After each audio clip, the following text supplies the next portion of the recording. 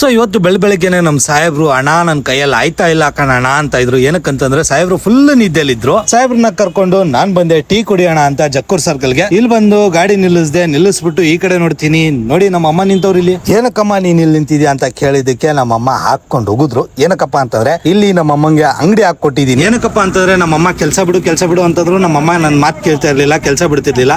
ಇವಾಗ ಅಂಗಡಿ ಹಾಕಿರೋದ್ರಿಂದ ಆರಾಮಾಗಿ ಕೆಲಸ ಬಿಟ್ಟು ಅಂಗಡಿ ನೋಡ್ಕೋತಾರೆ.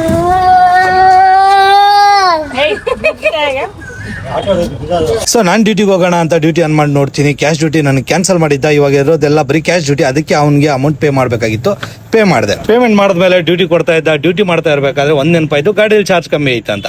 ಮತ್ತೆ ಬಂದ್ಬಿಟ್ಟು ಒಂದು 15 ನಿಮಿಷದಲ್ಲಿ ಗಾಡಿನ ಚಾರ್ಜ್ ಮಾಡಿಕೊಂಡು ಮತ್ತೆ ಡ್ಯೂಟಿ ಸ್ಟಾರ್ಟ್ ಮಾಡಿದೆ. ಪೀಕ್ ಅವರ್ ಇದ್ದಾಗ ಸಿಕ್ಕಿ ಡ್ಯೂಟಿ ಮಾಡ್ಕೊಂಡು ಆರಾಮಾಗಿದ್ದೆ. ಪೀಕ್ ಅವರ್ ಮುಗಿದ್ಮೇಲೆ ಒಂದೊಂದು ಡ್ಯೂಟಿಗೂ ಅರ್ಧ ಮುಕ್ಕಾಲು ಗಂಟೆ ಕಾಯ್ಕೊಂಡು ಕೂತಿದ್ದೆ. ಸೊ ಡ್ಯೂಟಿ ಮಾಡ್ಕೊಂಡಿರ್ಬೇಕಾದ್ರೆ ನಮ್ಮಮ್ಮ ಫೋನ್ ಹಾಕ್ಬಿಟ್ಟು, ಹೇಳ್ತೀರಾ 4 ಸಾರಿ ಕರ್ಸವ್ರೆ ಅಂಗಡಿ ಹತ್ರ. ಕಾರಣ ಏನ್ ಗೊತ್ತಾ, ಒಂದ್ಸಾರಿ ಫೋನ್ ಪೇ ವರ್ಕ್ ಆಯ್ತಲ್ಲ, ಇನ್ನೊಂದ್ಸಾರಿ ಇನ್ನೊಂದೇನೋ ಆಗಿತ್ತು, ಇನ್ನೊಂದ್ಸಾರಿ ಮಗದೊಂದಾಗಿತ್ತು, ಅದಾದ್ಮೇಲೆ ಮೆಟೀರಿಯಲ್ ಖಾಲಿ ಆಗಿತ್ತು. ಬರೀ ಇದೇ ಆಯ್ತು. ಅದಾದ್ಮೇಲೆ ಬಂದೆ. ಅದಾದ್ಮೇಲೆ ನಮ್ಮಮ್ಮ ಹೇಳಿದ್ರು ಅಂಗಡಿದೊಂದು ಪ್ರಮೋಷನ್ ವಿಡಿಯೋ ಮಾಡು ಅಂತ.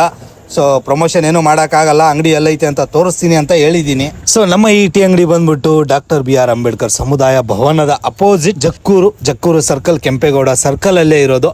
ಈ ಕಡೆ ಬಂದಾಗ ದಯವಿಟ್ಟು ಬಂದು ಟೀ ಕುಡ್ಕೊಂಡೋಗಿ. ನಮ್ಮ ಅಮ್ಮ ಇರ್ತಾರೆ, ಇಲ್ಲ ಅಂತಂದ್ರೆ ನಾನು ಇರ್ತೀನಿ.